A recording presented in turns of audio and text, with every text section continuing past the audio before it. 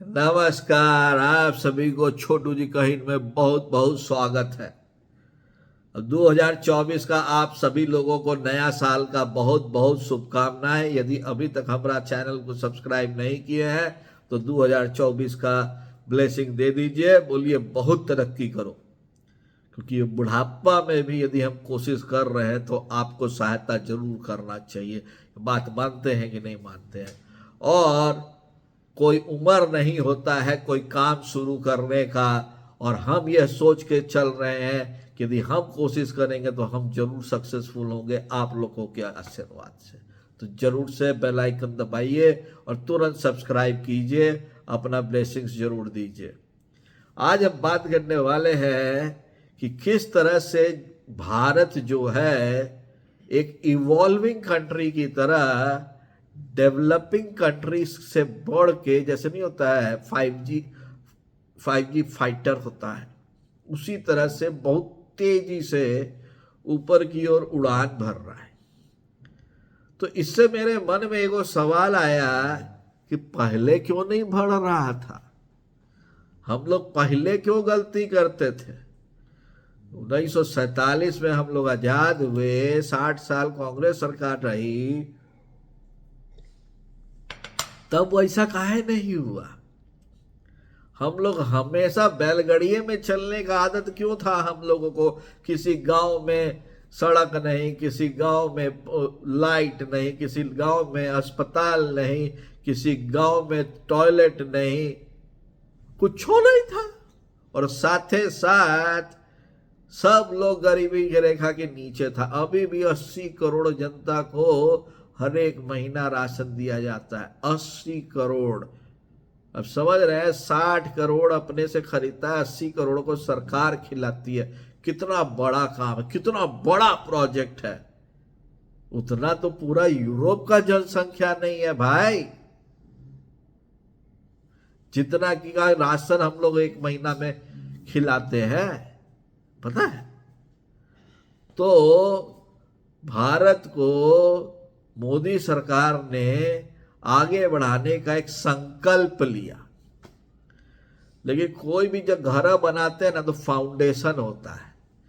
तो हमारे अनुसार उनके 4-5 जो उनका जो घर बनाने का जो तरीका था, उसमें उन्होंने सबसे पहले सोचा कि हम अपना विदेश नीति को ठीक कर लेते हैं। नहीं तो जो बाहर वाला हर दिन आके हमको डंडा बरसाते रहता है, मेरे को कोई काम नहीं करने देता है। यदि हमारा आदमी कुछ अच्छा काम किया तो उसको रोक देता है, हमारा बिजनेसमैन कुछ बाहर करना चाहता है रोक देता है, और उन लोग जो हिंदुस्तान में करना चाहते हैं हम लोग फट से कागज में साइन कर देते हैं, अरे रे गोरा आया, गोरा गोरा आया, गोरा आया।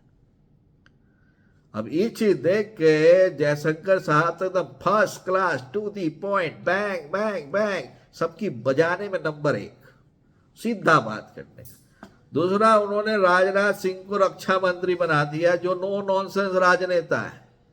सीधे मुंह पे बोलते हैं बेवकूफ सुधर के रहो नहीं तो घुस के मारेंगे। तीसरा, गृह मंत्री बना दिया हमारे अमित शाह साहब को। वो अपने एक आयरन रॉड टाइप के इंसान है। लेकिन जो सबसे बढ़िया काम किया वो किया नितिन गडकरी को, जिन्होंने इंडिया के इंफ्रास्ट्रक्चर को ऐसा बना दिया है। कौन सोच सकता था कि भैया Delhi to Bombay in 11 hours?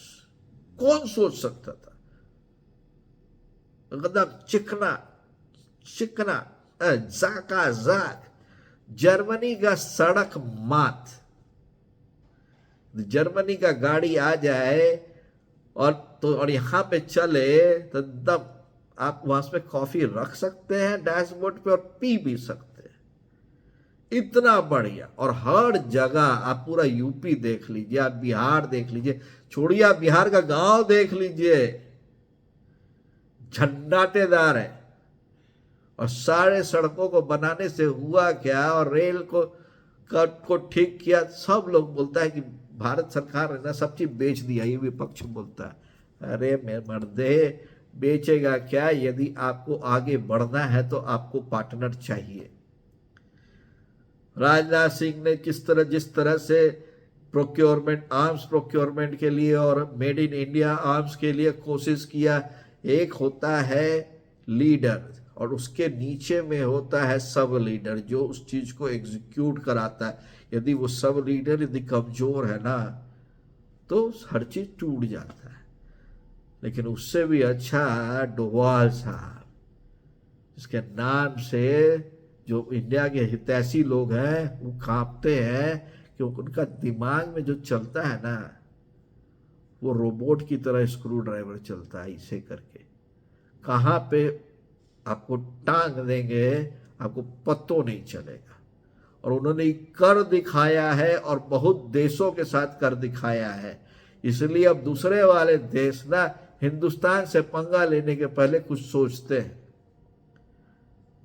और आप ये बात मानते हैं कि नहीं, ये आप हमको बताइए कि ये जो 5 पिलर हैं इन्होंने हिंदुस्तान का एक पावर हाउस है जिन्होंने डिलीवर किया है ग्राउंड पे।